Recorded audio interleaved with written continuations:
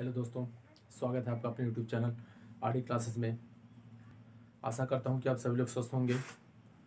और जैसा कि हम लोग पढ़ रहे हैं, बोर्ड परीक्षा 2020 में पूछे गए जितने भी प्रश्न हैं उसको हल करना।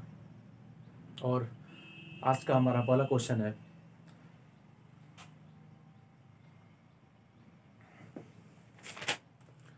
ठीक है। तो हमारा पहला क्वेश्चन है, सिद्ध कीजिए कि एक त्रिभुज के दो भुजाओं के मध्य बिंदुओं को मिलाने वाली रेखा तीसरी भुजा के समांतर होती है। यानी अगर कोई त्रिभुज है, जैसे अगर त्रिभुज ABC है,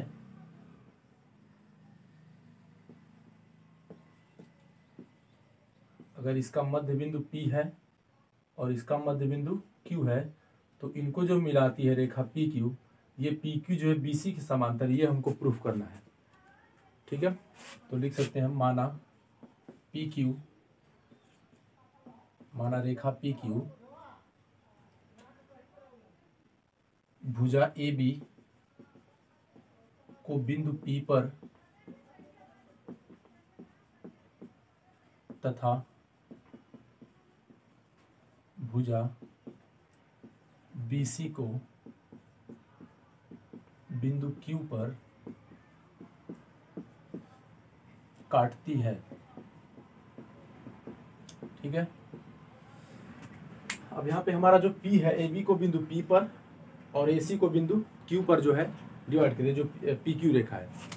तो अगर ये इसका मध्य बिंदु है, जैसा कि हमारे क्वेश्चन में है, तो AP बराबर हो जाएगा PB के, या AQ बराबर हो जाएगा QC के।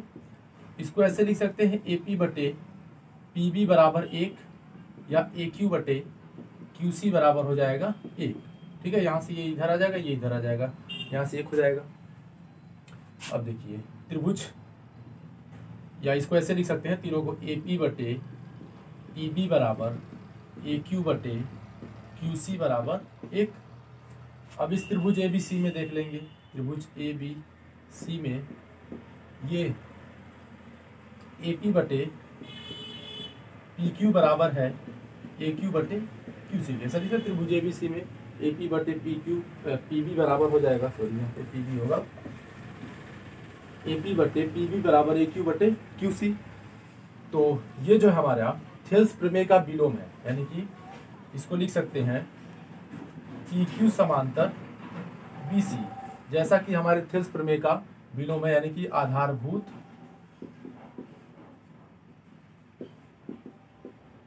समानुपातिक प्रमेय का विलोम।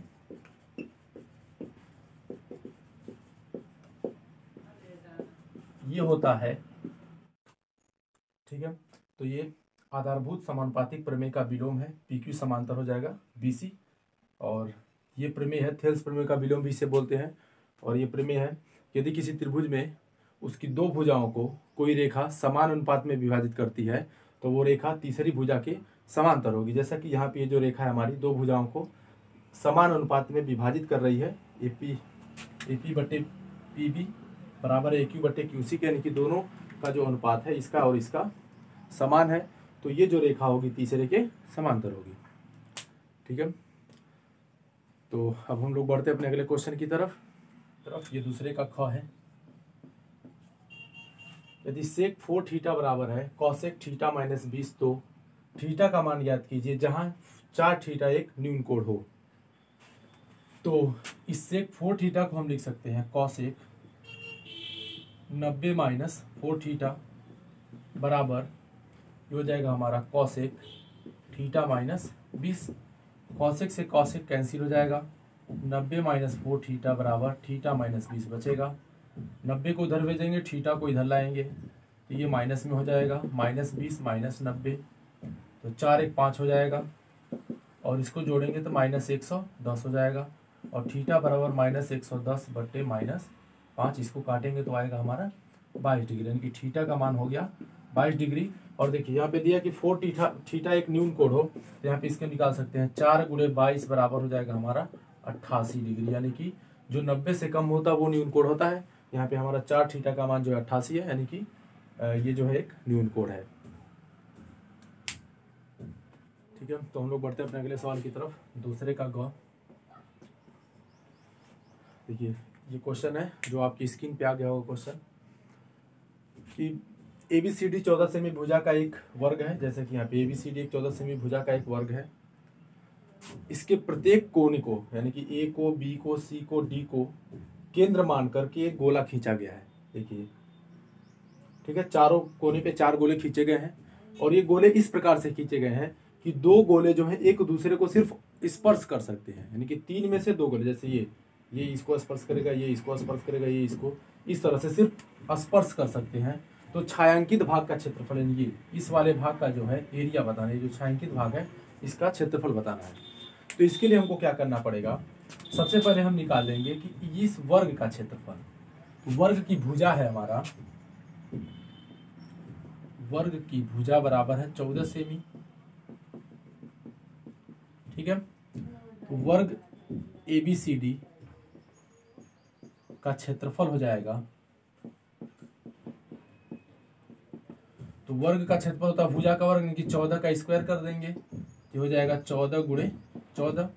अब दोनों का गुणा कर देंगे तो हो जाएगा हमारा 196 वर्ग सेंटीमीटर। ठीक है, अब इस वर्ग में से, ये पूरा जो वर्ग है, इस वर्ग में से यदि हम 1 2 3 4 वृत्त के 4 चतुर्थांश, चूंकि जो वर्ग होता है यहाँ पे जो उसका कोण होता है कोने पे वो 90 डिग्री का होता है, ये सब 90 डिग्री के हैं।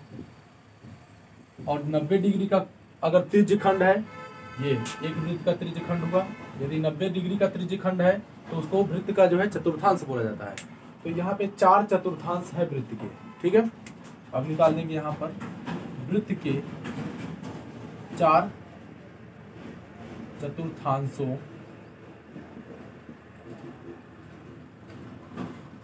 का क्षेत्रफल।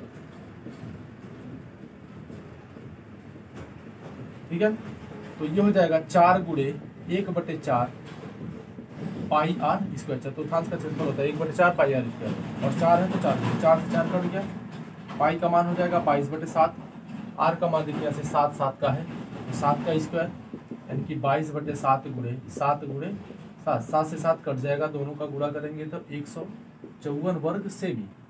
अब इस पूरे वृत्त में से इन चारों चतुर्थांशों का जो क्षेत्रफल आया है उनमें से यदि हम उनको वर्ग के क्षेत्रफल से घटा दें, इस पूरे में से इनको निकाल देंगे तो ये वाला एरिया जो है हमारा बच जाएगा।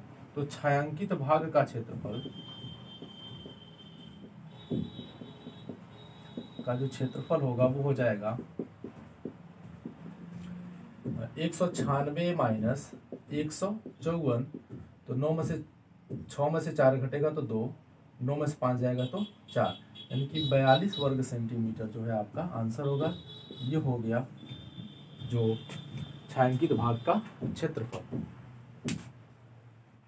ठीक है, तो हम लोग बढ़ते हैं अपने अगले क्वेश्चन की तरफ। एक थैले में 5 लाल गेंदे तथा कुछ नीली गेंदे हैं और उनमें से एक नीली गेंद निकालने की प्रायिकता एक लाल गेंद निकालने की प्रायिकता की दोगुनी है, तो नीली गेंदों की संख्या बताइए, हमारा क्वेश्चन है। जैसा कि यहाँ पे दिया कि माना लाल गेंदों की संख्या दी है 5, यानी कि जो थैला है उसमें लाल गेंदे हैं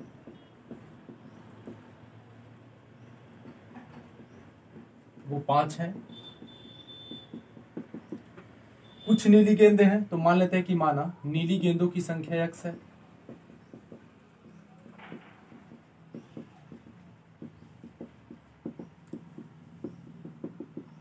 तो थैले में कुल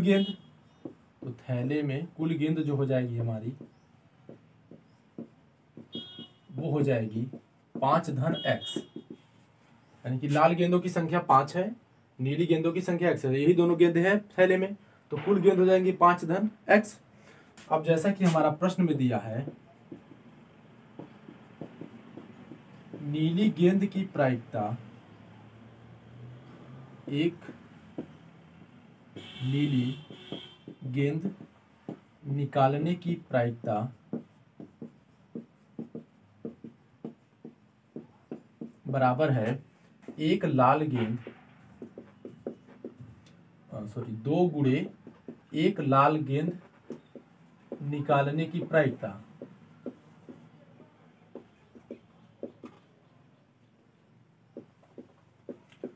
क्यों? जैसे कि यहाँ पे बोले ना, एक नीली गेंद निकालने की प्रायिकता है। अगर एक नीली गेंद निकाली जाती है तो और एक लाल गेंद निकाली जाती है, तो जो नीली गेंद की प्रायिकता है वो लाल गेंद से दोगुनी है। तो यदि दोनों को बराबर रखना है तो ये दोगुना है, ज्यादा है, इसलिए इसमें 2 से गुणा करना पड़ेगा, तब ये इसके बराबर हो सकता है। तो नीली गेंद की जो प्रायिकता हो जाएगी, तो प्रायिकता के लिए फार्मूला होता है कि जो इसकी संख्या है, तो नीली गेंदों की कुल संख्या कितनी, यक्स है, यक्स को ऊपर रखेंगे, नीचे कुल कितना है, 5 धन एक्स। फिर इसी तरह से 2 गुणे लाल गेंद की संख्या 5 है और कुल संख्या कितनी है, 5 धन एक्स। अब यहां से देखिए, ये 5 धन एक्स से 5 धन एक्स काट सकते हैं, एक्स बराबर हो जाएगा 2 × 5 = 10, यानी कि जो नीली गेंदों की संख्या हो जाएगी वो होगी आपकी 10, यानी कि थैले में जो है कुल 10 नीली गेंदें हैं।